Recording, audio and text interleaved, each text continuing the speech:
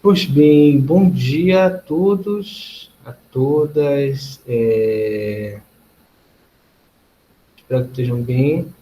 Hoje a gente vai começar as aulas referente às atividades do terceiro período, né? Que tem a ver com o cartão resposta e isso tudo mais. A questão toda é que eu vou utilizar a aula dessa semana, né, de função da linguagem, e da aula de semana que vem, que vai ser de pontuação, né, para montar as questões de vocês, né? Então, vou esperar terminar as aulas para poder mandar para vocês a atividade, né? Porque eu acho que não faz sentido mandar a atividade sem ter a aula pronta, né? Que foi o recomendado pela direção, né? Então, vamos ver hoje a primeira parte, né? Primeiro conteúdo desse terceiro período, né? Que é um conteúdo que vai permanecer, né, como importante nos próximos anos, né? É um conteúdo que sempre cai no Enem, praticamente é selado cair, né? Então, é importante a gente estar investigando sobre ele desde cedo para não ter tantas surpresas no futuro, certo? Então, vamos ver, né? Eu fiz aqui uma leve introdução, vamos chegar aqui, né? Dizer assim, né? Tu sabes como é que funciona a comunicação?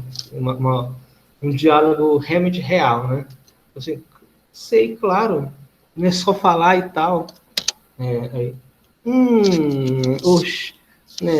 Muito sem graça, né? Entendo. Não, mas não pude deixar de fazer essa piada, né? Por que eu estou dizendo isso? É porque a aula de hoje ela vai ser justamente mostrar como de fato funciona a comunicação, né? Já que não basta apenas a gente falar ou escrever, né? A comunicação não está apenas nisso, mas ela está envolta em todo um processo, em todos os elementos que tornam ela possível, né? E a gente vai estudar hoje. Então, num ato de comunicação, num ato comunicativo, né? Sempre vai ter elementos importantes. Né? No caso, para a gente, o que interessa são esses seis: emissor, receptor, código, canal, mensagem e contexto. Né? Então, todo ato comunicativo vai ter esses elementos, que aí é a gente avaliando a sua organização, a sua disponibilização dentro de uma situação, é o que torna a comunicação possível. Então, a gente vai estudar um por um para depois entender qual é a função da linguagem em cada ato comunicativo. Né? Vamos ver um por um e entender o que está acontecendo. Então, vamos aqui ver como se fosse um quadro, né? Como se fosse um quadro que a gente está fazendo uma aula presencial. Vejam aí que eu estou escrevendo o quadro. Né? Então, botei emissor ou locutor, né? Que é, quem é o emissor? Né? O emissor é aquele que vai transmitir, vai emitir uma mensagem para alguém, né? Que vai ter um contexto, né? Que vai ter um canal para levar essa mensagem, né? Que vai utilizar um código, né? E vai utilizar também basicamente vai utilizar esses elementos para poder transportar essa mensagem e aí, de fato, utilizando uma comunicação efetiva. Né? Então, quando a gente fala de emissor, né, ele pode ser uma pessoa, um grupo de pessoas, uma empresa, né, e por aí vai. Né? No momento aqui agora, a gente pode ter com muita clareza que o emissor, né, de mensagens sou eu, né? Eu estou emitindo uma mensagem. Agora, se a gente estivesse vendo uma nota, de uma empresa sobre alguma coisa, vamos dizer, a nota do supermercados líder sobre a abertura ou fechamento das lojas. Né? Então, quem é o locutor? Né? É uma empresa, né? É uma pessoa jurídica. Né? Então, vai depender de como essa mensagem está sendo, de fato, transmitida. Mas, de qualquer forma, de forma mais simples, né, de entender, né, o emissor é aquele que vai emitir a mensagem. Né? É aquele eu. Né? Que pode ser um plural, mas é um eu. Né? Mas é um eu. Certo? E aí esse eu, esse emissor, vai enviar uma mensagem. Né? Vai enviar uma mensagem. Né? O que é a mensagem? A mensagem é o conteúdo daquilo que está comunicando. É aquilo que a pessoa ou o emissor quer que chegue ao interlocutor com clareza. Né? Por mais que isso seja algo completamente difícil de alcançar, né? Visto que nem sempre nós temos artifícios adequados para que a pessoa compreenda a mensagem da forma como queremos. Né? Mas, de qualquer forma, nós colocamos um conteúdo numa mensagem, num texto, né? Numa imagem. Né? Nós falamos já de linguagem não verbal da última vez, que a gente sabe que a linguagem ela pode ser manipulada de formas muito diversas, né? Pode ser por via da fala, por via da escrita, né? Pela imagem, pela mistura das coisas, né? Então, a mensagem ela pode ser tanto verbal quanto não verbal, né? Mas é esse conteúdo, né? Eu acho mais fácil de entender como a forma, né? Então, porque o tema, né, é outra coisa que a gente já vai ver daqui a pouquinho, né? Então, quando eu falo, por exemplo, eu falo bom dia, né? Então esse bom dia, essas duas palavras, né, elas são a minha mensagem, essas duas palavras, né? E aí, para que eu faço isso? Esse para que eu faço isso tá por outra via, né? O que importa para a mensagem é o que foi dito. É o que foi dito. Eu estou falando isso, né, porque se numa comunicação a gente foca na mensagem, como a gente vai ver mais tarde, né, a gente está trabalhando com a função poética da linguagem. Mas vamos com calma, né? Vamos com calma.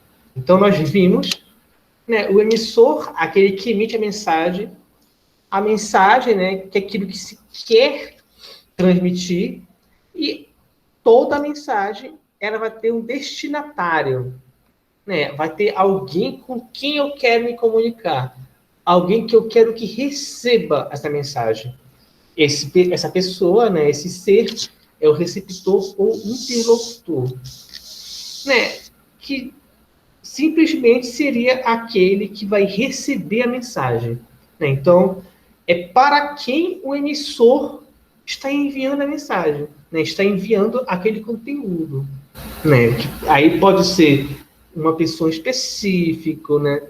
Pode ser também algo mais abstrato, pode ser também até nós mesmos, né? Então, quem aqui nunca falou sozinho, né? Falou sozinho, né? É uma característica muito presente e aí pode gerar alguma dúvida, né? Então, eu mando uma mensagem para alguém, para um interlocutor, mas e se eu estou falando sozinho?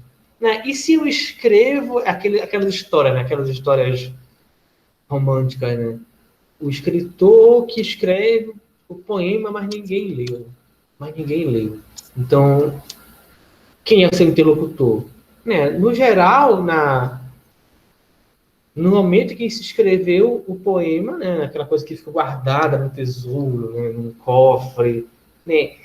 Ele tinha um destinatário na sua cabeça, em mente, né?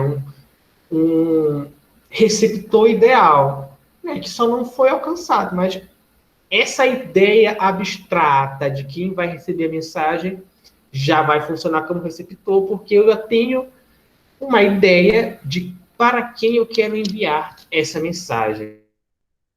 Né? É assim mesmo quando a gente fala conosco. Né? Então, a pessoa que está falando sozinha, né? Então ela não está contando nesse sentido? No caso, a própria pessoa vai ser o emissor e o receptor.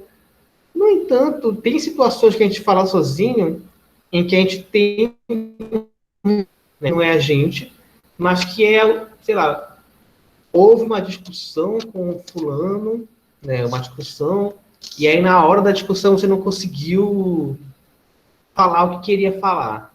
Não conseguiu. E aí, você depois em casa, poxa, e se eu tivesse falado tal coisa, ia ser melhor? E começa a brigar sozinho com a pessoa que não está lá. Por mais que a pessoa não esteja escutando, né, você está emitindo uma mensagem para esse ser abstrato da pessoa, esse receptor ideal. Né? Então, eu só queria que ficasse claro essa situação, né, de que o interlocutor ele vai ser alguém fisicamente dado, posto, que está com você ali, ou vai ser apenas a abstração dessa pessoa. E aí você vai estar falando sozinho, entre aspas, mas na sua cabeça falando com a pessoa, né? Enviando a mensagem para aquela pessoa. Certo? É isto. Então a gente viu aqui que o emissor transmite a mensagem para o interlocutor. Só que para essa mensagem ser compreendida de fato, eles vão ter que ter um código comum. O que é esse código? É o conjunto de signos utilizados. A gente falou aula passada de signos, né, quando falam de linguagem verbal, não verbal. A gente falou do signo linguístico. Espero que vocês lembrem, né? E então esse código seria esse conjunto de signos utilizados e acordados entre emissor e receptor para que a comunicação seja possível. Né? Então, entre nós, qual é o código utilizado? É a língua portuguesa. Né? Então, ele é compreensível para mim e para você nesse acordo que foi feito, né? E aí é possível a comunicação. Agora, se a gente está no... Se a gente vai para a China, né, e fala a língua portuguesa lá, a gente não vai ser compreendido.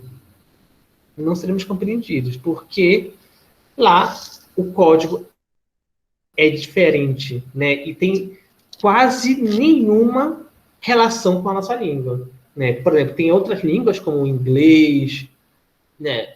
As línguas românicas no geral, francês, italiano, romeno, o espanhol, que mais? Essa galerinha aqui são todas as línguas românicas, né? Que elas vieram da mesma base, que é o latim. Ela é românica porque tem aquela ideia de Roma, né, e tal, que conquistou toda essa parte da Europa. E aí, né, se você tiver em algum lugar que fale essas línguas, você pode até conseguir falar alguma coisa que as pessoas entendam, né, porque o código ele é mais parecido.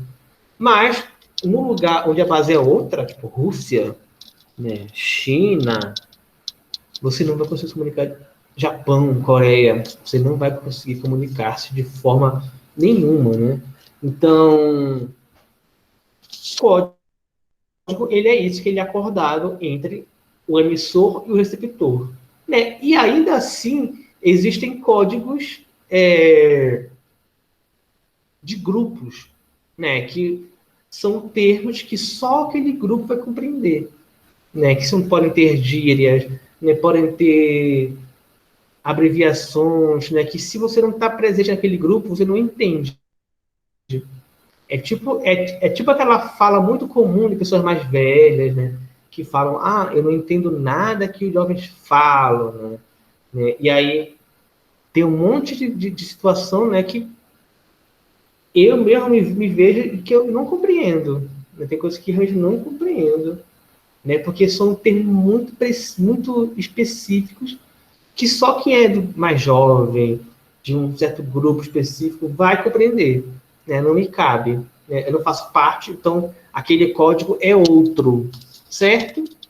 Então, é basicamente isso. No geral, são as línguas, o código, e mais específico, são códigos comuns entre grupos. né? Isso tem que ficar claro, certo? Então, já retomando nossa imagem, né? Temos um emissor que transmite uma mensagem para o receptor. Para isso, é preciso ter um código, é preciso ter um conjunto de sinais para que, de fato, a mensagem seja compreendida. No entanto, nada basta, né? Não vai dar em nada se por algum acaso eu não tenha um meio físico pelo qual a mensagem atravesse. Né? Esse meio físico é o canal. Né? O que é o canal? É o meio físico por onde a mensagem é transmitida. Né? Então, que meio físico é esse? Né? Eu lembro que na época que eu fazia ensino médio, esse conceito de canal era muito esquisito para mim. Né? Eu não conseguia compreender. Mas vou tentar explicar de uma forma mais simples, né? Uma forma mais didática, para ver se vocês conseguem entender bem claramente. Né? E aí, se ficar dúvida, vocês podem colocar aí e a gente vai discutir. Então, qualquer mensagem, né, qualquer ato comunicativo, ele precisa de um meio para ser transmitido, que pode ser o ar. O ar. Né? Então, a gente está aqui, eu presencialmente com uma pessoa, e o ar, ele vai levar a minha fala. Né? É um meio físico, é o canal, que vai alcançar a pessoa nos seus ouvidos, e ela vai codificar a mensagem e compreender, escutar. Ou então, eu posso escrever um papel e entregar para alguém. Né? O papel, a folha, é um meio físico. Né? A gente também tem um meio digital. Um meio digital, que ele requer um celular, um computador, um acesso à internet e pronto. Né? E aí, né, fica mais fácil de entender isso quando a gente vê essas aulas remotas e esse contexto de EAD na educação. Né? Por que eu digo isso? Porque para vocês compreenderem a minha mensagem, né, para ela alcançar vocês, ela necessita, primeiro, da internet, tanto a minha quanto a de vocês, ela precisa dos aparelhos de computador, telefonia, do fone, para poder alcançar vocês.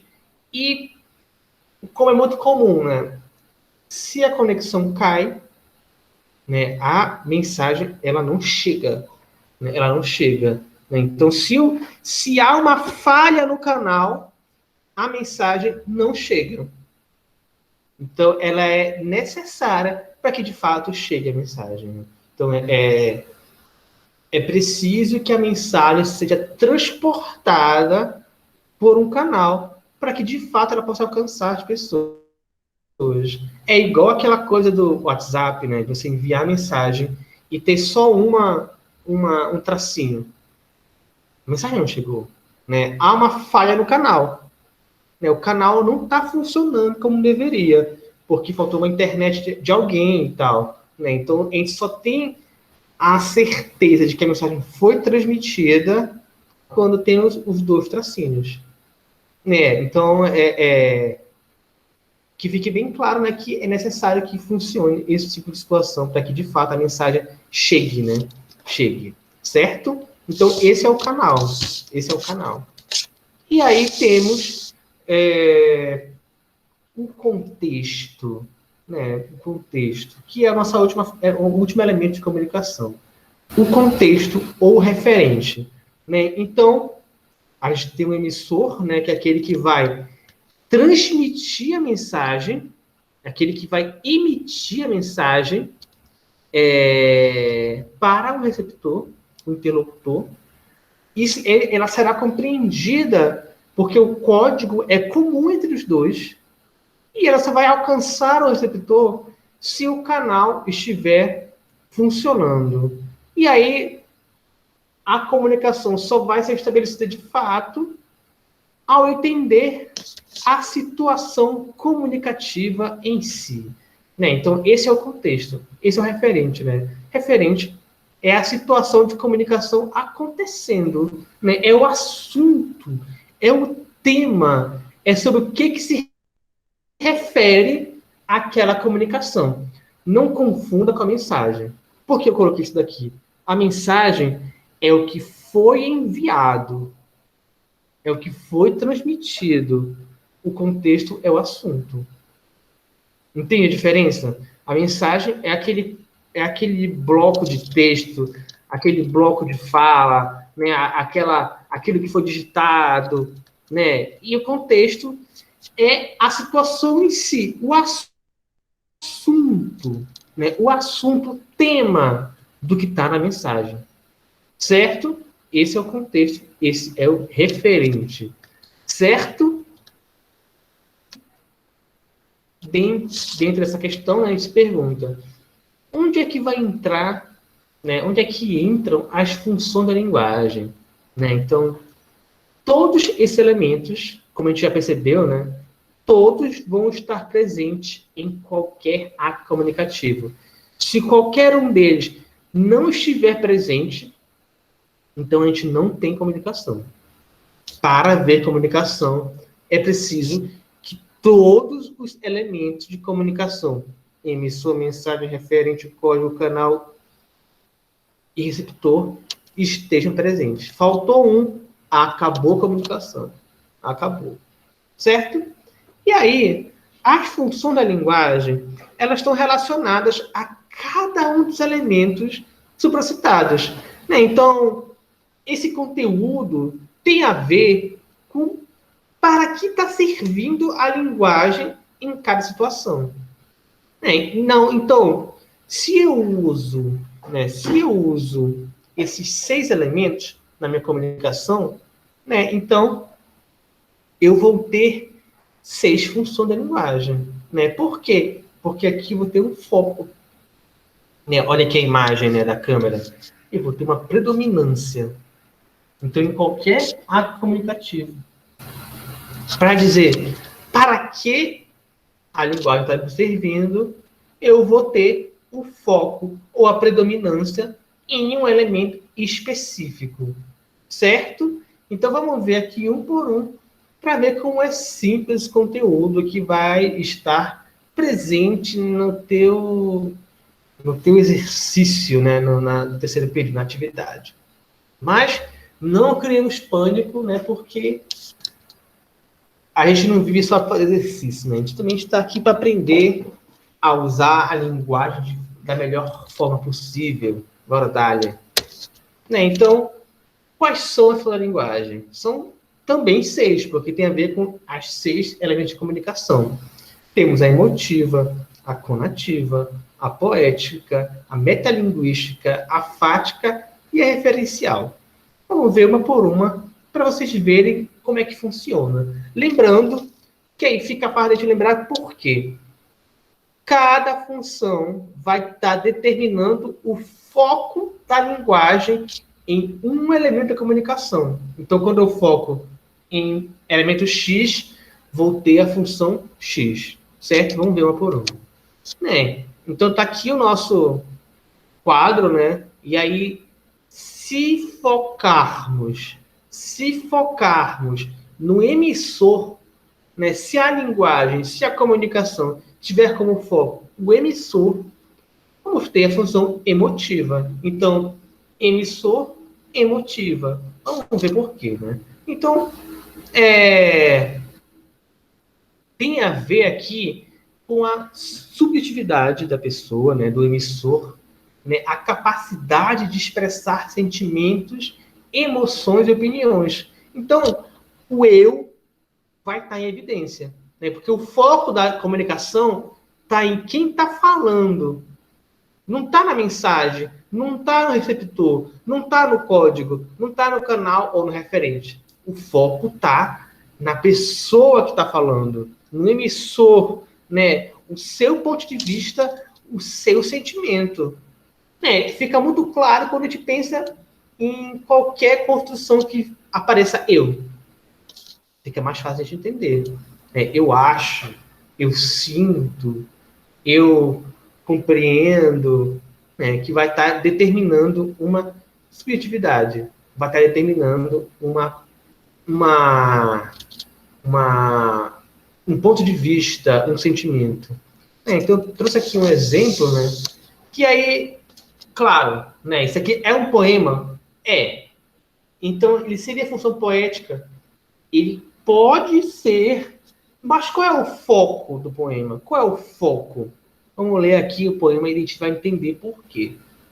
O nome do poema é Eu, né? E já diz alguma coisa. Se o nome do poema é Eu, né? É Eu, né? Então já está marcando que o tema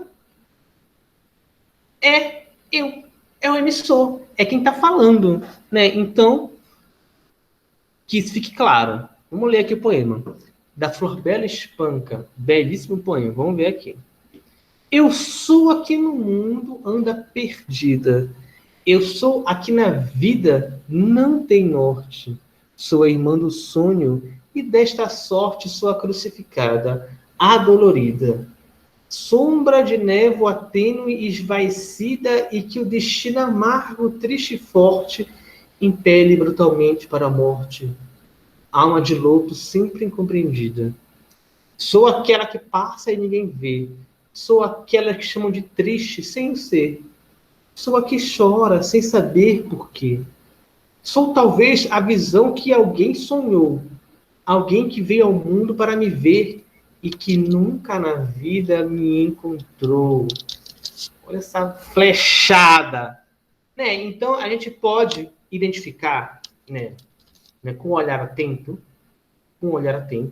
que nesse poema vão haver partes em que o foco é nela. O foco da comunicação é ela. E vai ter partes em que o foco do poema é na construção da mensagem. Né? Quando ela fala, sou aquela que passa e ninguém vê, o que isso quer dizer? O foco é nela.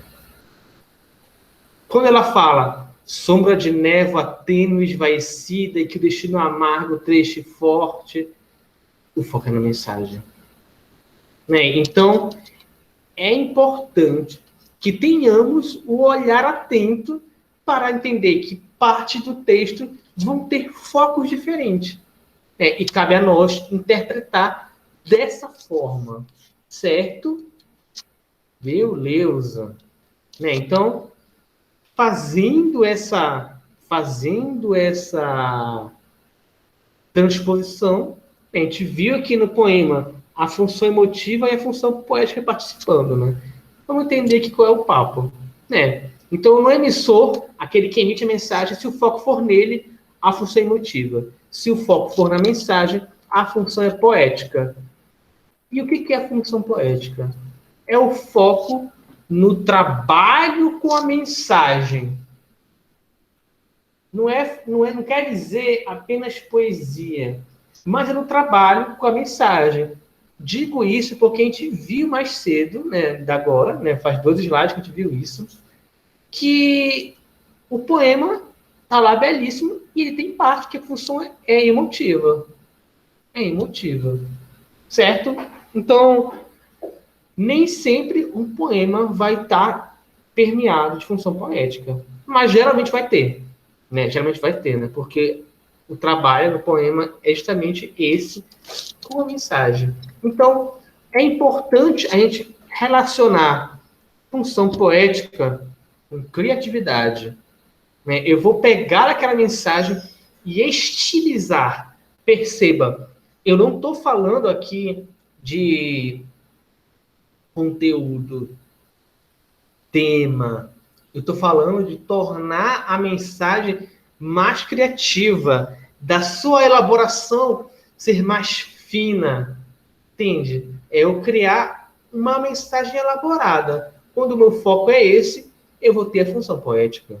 E aí, naturalmente, esse trabalho com a mensagem, de tornar ela mais interessante, reiterando que esse interessante não é o mais de um conteúdo melhor, mas de como eu consigo brincar com a mensagem, como consigo ter criatividade com a mensagem, é função poética. Então, naturalmente, eu vou ter isso em poesia, né, em música, mas também eu vou ter isso em piadas, em publicidade, né, que às vezes a piada ela só é engraçada porque houve um joguinho com aquelas palavras, o que torna uma mensagem elaborada, criativa, né?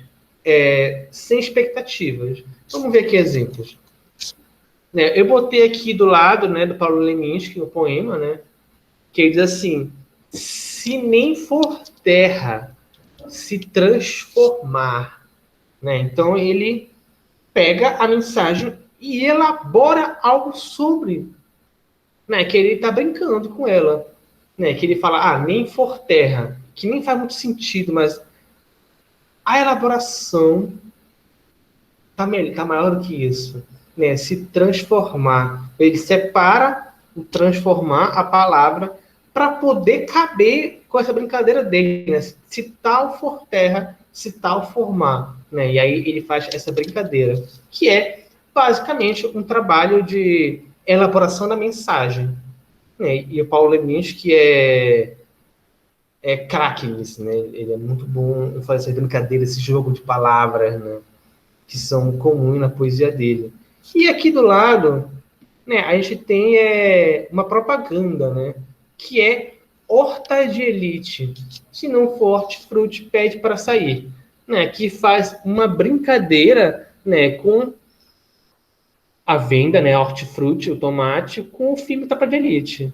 Né? E aí, essa elaboração da mensagem, né, nessa função da propaganda, é o que torna o foco ser na mensagem. Se é até engraçado, engraçado. E o que é mais curioso é que o foco está mais na brincadeira, né, no jogo da palavra, do que na própria publicidade. Então, fica bem interessante de pensar nesse sentido, que aí se transporta para outro nível. A propaganda não tem foco, nesse caso, em convencer o público. Claro que vai ter, mas esse convencimento se dá a partir do joguinho de palavras, certo? Então, seguindo, né, se o foco for no receptor ou interlocutor, eu vou ter a função apelativa ou conativa. Vamos ver aqui. Qual é a questão aqui? A função apelativa, né, conativa, por aí vai, ela tem a função de convencer, persuadir o receptor. Eu errei aqui, tá emissor, mas é receptor. O receptor de alguma coisa. Eu vou indicar como o outro deve agir. Como o outro deve agir. E aí, a propaganda é muito comum, né? Faça isso, faça aquilo, né? Então, se a gente retomar o que a gente já viu até aqui, né? Foco no emissor, foco no eu. Na mensagem, na elaboração da mensagem, a apelativa é convencer o sujeito que está recebendo a mensagem a mudar um comportamento. E aí, naturalmente, qualquer exemplo de propaganda é função conativa. Então, aquilo que viu mais cedo do hortifruti também vai caber aqui de alguma forma, mas não completamente, porque lá o foco é outro, né? O foco é na mensagem. Aqui o foco teria que ser apenas na mudança de comportamento do outro. É tipo eu falar assim, gente, vocês têm que estudar. Tem que estudar mais. Pô, estamos dispersos. O que eu estou fazendo aqui? Eu estou focando a mensagem do receptor. Para que ele mude um comportamento. X, Y e por aí vai.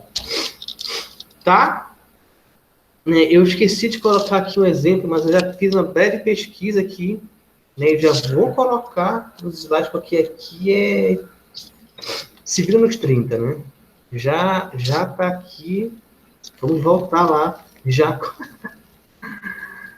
com a nova, com um exemplo que eu tinha esquecido de colocar. Tá.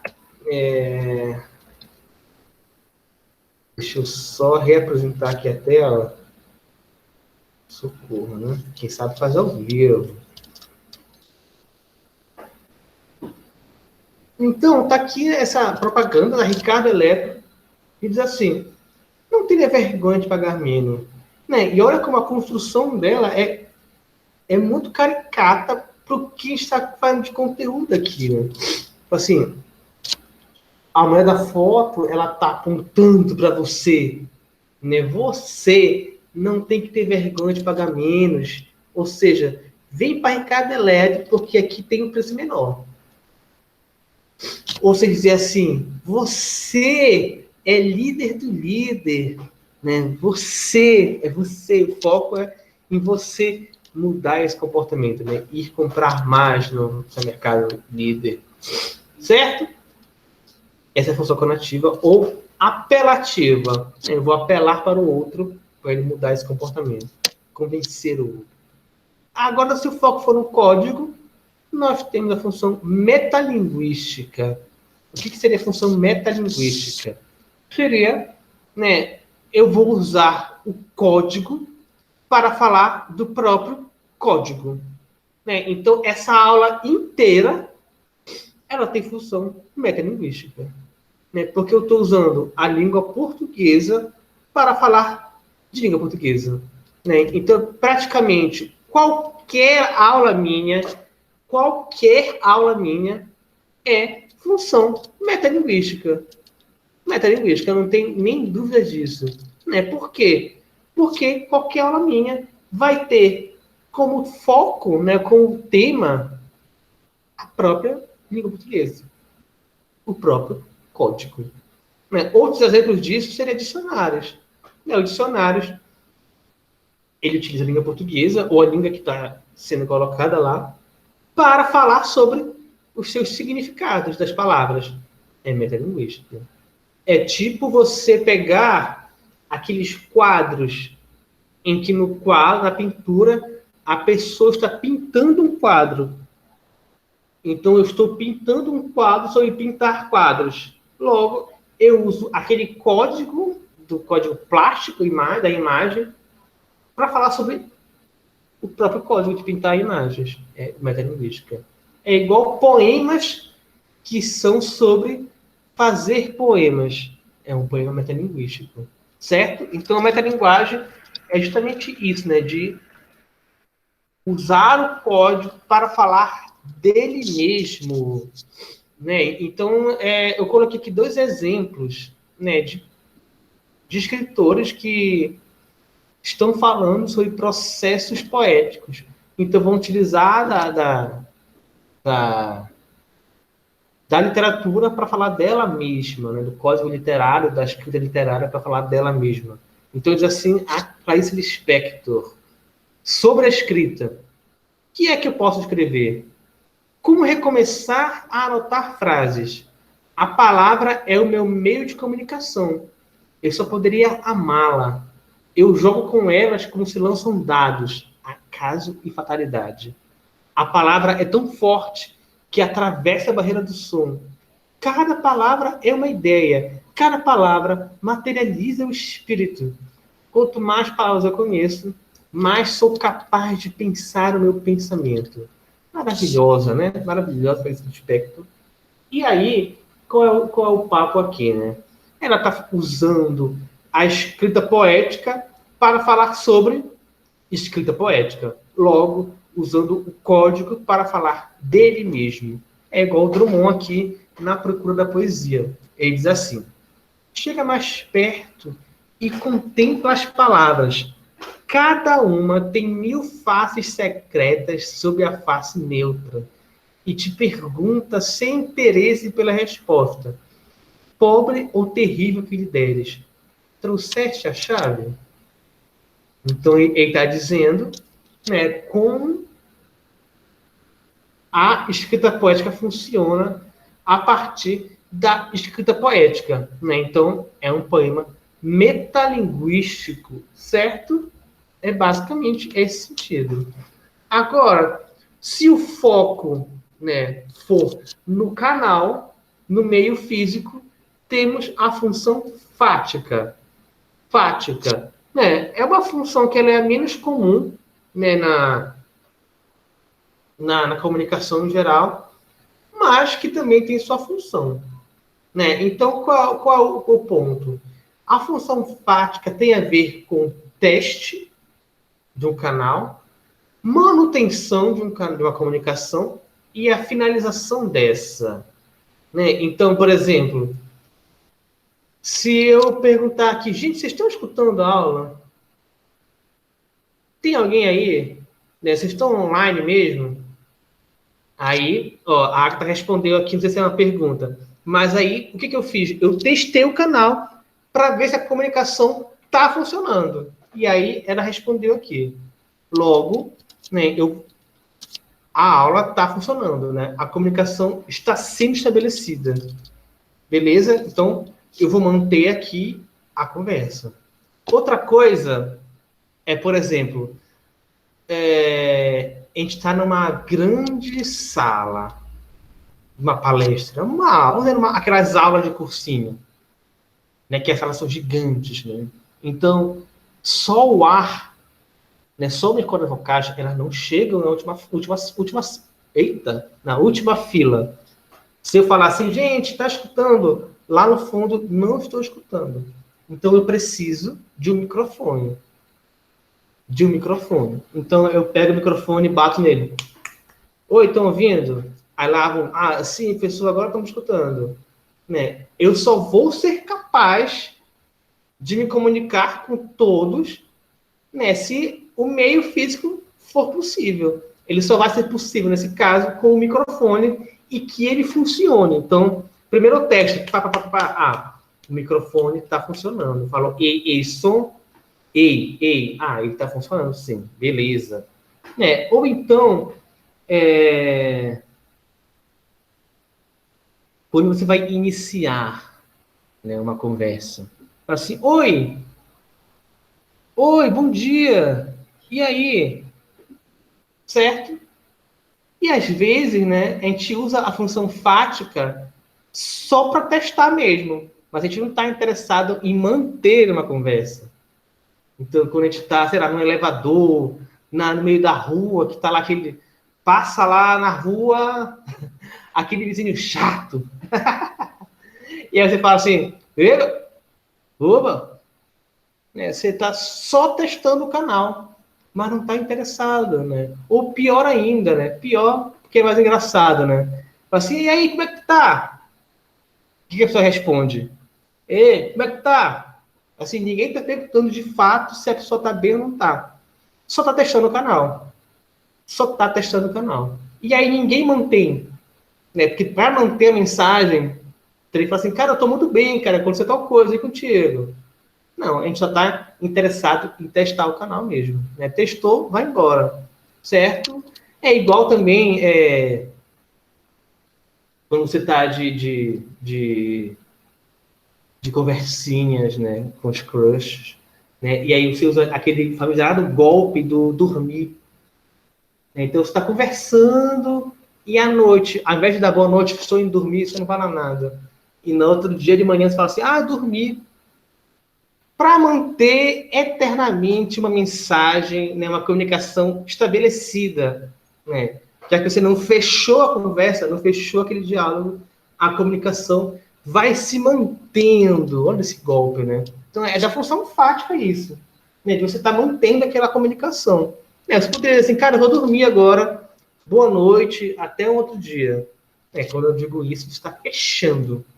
Né? Se o oi, bom dia é para iniciar, o ei, tá escutando? É para manter. O tchau, boa noite é para fechar a comunicação, né? Certo? Então, o que significa alô? Quando a gente tem uma ligação. Alô. O que significa alô? Nada. Significa só que a gente está testando a comunicação. Porque ninguém começa a ligação já falando a coisa que tem que ter dita. Porque a pessoa tem que saber se o canal está funcionando naquele contexto, certo? E aí, para finalizar com chave de ouro, né, vamos para o contexto ou função referencial, ou função informativa. Né? Então, a função referencial ou informativa é no foco do referente, ou seja, naquilo que é dito, naquilo que está sendo dito. Eu vou focar naquilo que está sendo dito de forma a comunicar algo de forma clara e objetiva. Né? Né? Então, se a minha aula não fosse de língua portuguesa, ela seria uma linguagem referencial. Se eu for dar aula de história, por exemplo, seria uma linguagem, uma função referencial. Se for dar aula de química, seria função referencial. Geografia, função referencial. Matemática, aí já muitas coisas. Porque matemática é uma linguagem também, né? Matemática é uma linguagem. É uma forma de linguagem. Lógica, inclusive. Uma linguagem lógica. Né? Então, olha que loucura, né? Quando eu uso da matemática para falar dela mesma, é metalinguagem. Que doideira, né? Que doideira! Né? Mas é isso aí. Né? Então, esse que é o ponto. A linguagem referencial é o foco no referente àquilo que é dito. E quando eu falo denotativo, o denotativo tem a ver com a linguagem nos seus sentidos mais claros. Né? Tem até aquela brincadeira, né, de denotativo, tem a ver com o sentido do dicionário, já que a linguagem conotativa tem a ver com o sentido figurativo da linguagem, o sentido mais amplo, né, mais aberto, mais metafórico da linguagem. Aqui não, aqui o sentido é aquele mais claro possível, é aquele mais objetivo possível, que aí a gente vai poder trabalhar de diversas formas, certo? Então, o ponto todo aqui é que, sei lá, se eu quero informar alguém de um assunto, eu não vou falar de mim mesmo, não vou estilizar a mensagem, que ao estilizar a mensagem, ela cria muito mais sentidos. Eu quero restringir esse sentido. Né? Se eu focar na pessoa, eu não vou estar sendo claro com ela. Se eu focar no código ou no canal, eu não vou estar sendo objetivo, porque o foco não está sendo no conteúdo. E aí só a linguagem referencial vai disponibilizar isso. Então, notícias. Se você for ler notícia, o foco da notícia não é no repórter, no jornalista. Se você for ler notícia, o foco é em transmitir esse conteúdo, essa mensagem de forma clara, objetiva. Certo? Então, meu povo, está aqui um exemplo para a gente poder identificar isso e partir, né? Diz assim, é um texto de um artigo científico. Né? O artigo científico, ele claramente é informativo. Por quê? Ele tem como função ser claro e informativo. Vamos lá. A fotografia foi desenvolvida antes das câmeras de vídeo e dos computadores e vem contribuindo para a construção do conhecimento científico em psicologia há mais de 100 anos.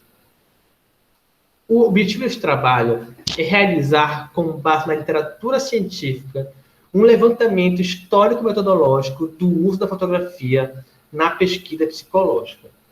Procurou-se identificar as funções gerais ocupadas pela fotografia nos diferentes métodos adotados, ressaltando as vantagens e desvantagens em cada um deles. Paralelamente, buscou-se levantar os diferentes temas abordados nas diversas áreas da ciência psicológica através do recurso fotográfico. Então, né, como vocês podem ter identificado, né, aqui a linguagem está super clara, né, está super direta, não está estilizada. Não está estilizada. Né? Então, ela quer apenas informar algo. Por isso, função referencial. Certo? Então, meu povo, por hoje é isso, tá? Deixa eu fechar a gravação aqui. Por hoje é isso.